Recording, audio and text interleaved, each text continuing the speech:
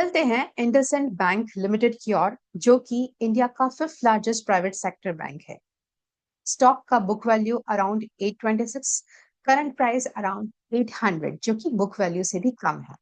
क्या वाकई में हमेशा से ही इस स्टॉक की ऐसी ही कंडीशन रही? चलते हैं हिस्ट्री की ओर और देखते हैं क्या बात है। ये स्टॉक कभी 2100 के लेवल पर ट्रेड किया करता था और करेक्शन आते आते 1500 के लेवल पर आया। संभव है हर स्टॉक में करेक्शंस आते हैं, बट आज की तारीख में अराउंड 800 के लेवल पर ये स्टॉक ट्रेड कर रहा है। तो ऐसा क्या हुआ? इसके लिए हमें कंपनी के फाइनेंशियल्स में डीप डाइव करना होगा। रिसेंटली कंपनी के Q3 FY25 के रिजल्ट्स आउट हुए हैं, जिसमें कंपनी ने नेट लॉस पोस्ट किया है for the Q4 FY25 as compared to the Q4 FY24 का नेट प्रॉफिट ऑफ 2349 CR। तो चलते हैं सबसे पहले हम कंपनी के फंडामेंटल्स की ओर, जो कि स्क्रीनर पर अवेलेबल है। इस वीडियो का उद्देश्य केवल आपके एजुकेशनल नॉलेज को बूस्ट करना है, ना कि किसी स्टॉक या स्क्रिप्ट को प्रमोट करना। चलते हैं प्रॉफिट एंड लॉस स्टेटमेंट की ओर। रेवेन्यू बताता है ईयर ऑन ईयर बेसिस पर कंपनी के रेवेन्यूज पॉजिटिवली सिग्निफिकेंटली ग्रो हो रहे थे, बट मार्च 2024 से 25 की जर्नी देखें तो कहीं ना कहीं रेवेन्यू में कोई सिग्निफिकेंट ग्रोथ नहीं हुआ और इसी की नाराजगी स्टॉक होल्डर्स ने शेयर प्राइसेस में दिखाई। साथ ही अगर कंपनी के प्रॉफिट्स को देखें तो कंपनी का जो फाइनेंसिंग प्रॉफिट है ईयर ऑन ईयर बेसिस पे 23-24 में जहां एक अच्छा परफॉर्मेंस दिखा रहा था, मार्च 2025 में ये नंबर नेगेटिव हो गया। नेगेटिव होने के बावजूद भी ये नंबर डबल हो गया as compared to the profits. तो एक कंप्लीट लॉस 4000 करोड़ का मार्च 2025 में कंपनी ने बुक की। इसी के चलते अगर स्टॉक का ईपीएस देखें तो 95 से ईपीएस 114 पर गया और एक साल में ही ईपीएस के अंदर आप देख सकते हैं गिरावट आई। 114 से ऑलमोस्ट 33 के लेवल पर आज ईपीएस रह गया। चलते हैं कंपनी की बैलेंस शीट की ओर। कंपनी की बैलेंस शीट बहुत क्लियरली बताती है कि कंपनी के रिजर्व्स नंबर जहां मार्च 23 मार्च 24 में सिग्निफिकेंटली इंक्रीज हो रहे थे, मार्च 25 में कोई इजाफा नहीं हुआ। क्यों? क्योंकि कंपनी के पास में प्रॉफिट्स ही नहीं थे। अगर हम कंपनी के कैश फ्लो स्टेटमेंट्स को देखें तो कैश फ्लो स्टेटमेंट बहुत क्लियरली बताता है कि कंपनी के पास में 2 पॉजिटिव कैश था, बट उस कैश का इफेक्टिव यूटिलाइजेशन नहीं हुआ। कंपनी ऐसा कोई बिजनेस नहीं जनरेट कर पाई जिससे उसका प्रॉफिट्स बढ़े या उसमें इजाफा हो ऑन ईयर बेसिस। इन्वेस्टर्स के बारे में बात की जाए तो प्रमोटर मात्र 15% की शेयर होल्डिंग रखते हैं और एफआईआईज और डीआईआईज ने यहाँ पर एक तगड़ी शेयर होल्डिंग कर रखी है। तो इस स्टॉक का मूवमेंट कहीं ना कहीं एफआईआई और डीआईआईज के एक्शंस पर डिपेंड हो गया है आजकल की तारीख में। अगर इस कंपनी का हम पीयर कंपैरिजन करें तो ये बहुत क्लियरली विजिबल है कि स्टॉक का पीई 23 है, इंडस्ट्री पीई अराउंड 13 है। मतलब आज की तारीख में भी स्टॉक ओवर प्राइस्ड है। खैर, पीई के नंबर को देखकर हम कोई कंक्लूजन नहीं निकाल सकते और इसलिए हम दूसरे नंबर्स भी एक्सप्लोर करते हैं। कंपनी का रिटर्न ऑन कैपिटल एम्प्लॉयड अपने इंडस्ट्री एवरेज से लोअर साइड पे है, 6।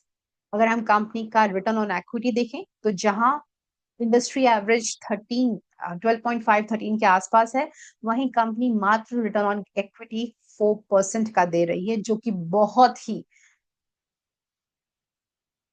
ही हम कह सकते हैं कम है as compared to the industry and as compared to the peers। Similarly अगर कंपनी का डेट इक्विटी रेशियो देखा जाए तो लीवरेज का प्रोपोर्शन बहुत हाई है, फाइनेंशियल रिस्क बेयरिंग बहुत ज्यादा हो रही है इस कंपनी के साथ में। इसी के चलते अगर हम कंपनी के टेक्निकल्स की ओर जाते हैं वो क्या दिखता है, तो हम समराइज करते हैं कि हमने अभी तक क्या फंडामेंटल्स में जाना। फंडामेंटल्स में हमने जाना कि कंपनी के रेवेन्यूज, कंपनी के फाइनेंसिंग प्रॉफिट्स, कंपनी का नेट प्रॉफिट और कंपनी का ईपीएस में शार्प डाउनफॉल नजर आया है। बैलेंस शीट में भी कोई ऐसी सिग्निफिकेंट ग्रोथ हम देख सके ऐसा कुछ हमें नहीं मिला और रेशियोज बहुत क्लियरली बता रहे हैं कि कंपनी का रिटर्न ऑन इक्विटी काफी कम है as compared to the industry average. चलते हैं हम स्टॉक के टेक्निकल्स की ओर। अब टेक्निकल्स में आपको क्या नजर आता है? Let's have a look on that. एक समय था जब ये स्टॉक अराउंड 2100 के लेवल पर था। करेक्शन होते होते कोविड के दौरान अराउंड 1700 के लेवल से आते आते करीब 435 का बॉटम बनाया और उसके बाद में हर स्टॉक के जैसे इस स्टॉक में भी रिकवरी स्टार्ट हुई। अब मैं आपसे इस स्टोरी क्यों डिस्कस कर रही हूँ, ताकि आप स्टॉक का बिहेवियर, इसमें बनने वाले पैटर्न्स को समझ पाए। जहां स्टॉक ने ऑल टाइम हाई लगाया, वहीं एक साइकिल के दौरान ये स्टॉक नीचे भी आया और वापस इसने ऊपर की राह भी पकड़ी।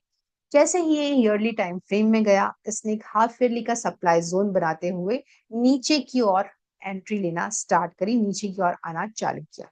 ये हुआ हाफ ईयरली टाइम फ्रेम पर। क्वार्टरली टाइम फ्रेम पे भी हम देखें तो क्वार्टरली टाइम फ्रेम पर भी स्टॉक के अंदर काफी भीषण गिरावट नजर आई और ये गिरावट आपको अराउंड दिसंबर 2024 से ही विजिबल हो गई थी, जो कि एक बहुत बड़ी रेड कैंडल के अंदर बन के आई। मंथली टाइम फ्रेम पर भी देखें तो मंथली टाइम फ्रेम पर भी स्टॉक का यही बिहेवियर, हर एक टाइम पर एक नया सप्लाई जोन बनता गया, रिस्पेक्ट होता गया और उस सप्लाई को, उस सेल को रोकने के लिए यहाँ पर कोई भी पीछे सपोर्ट नहीं था, कोई भी डिमांड जोन अवेलेबल नहीं था।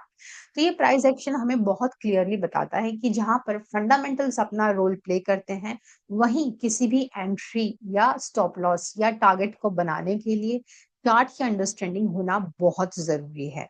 आपको ये आइडेंटिफाई करना बहुत इंपॉर्टेंट है कि स्टॉक कहाँ से आ रहा है और कहाँ की ओर जा रहा है।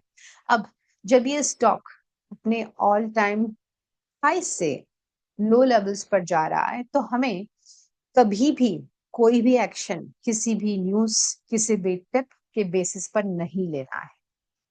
क्वेश्चन आता है कि हमें एक्शंस कैसे लेने हैं। हमें एक्शंस उस स्टॉक की कंप्लीट एनालिसिस करके लेनी है। So do follow this type of process while scanning any stock on the fundamentals and the technical levels. I hope that you find a great value in this stock analysis. Do comment in the comment box your biggest takeaway. Do subscribe the channel Pro Capitalist, and I'll see you in the next video. Thank you.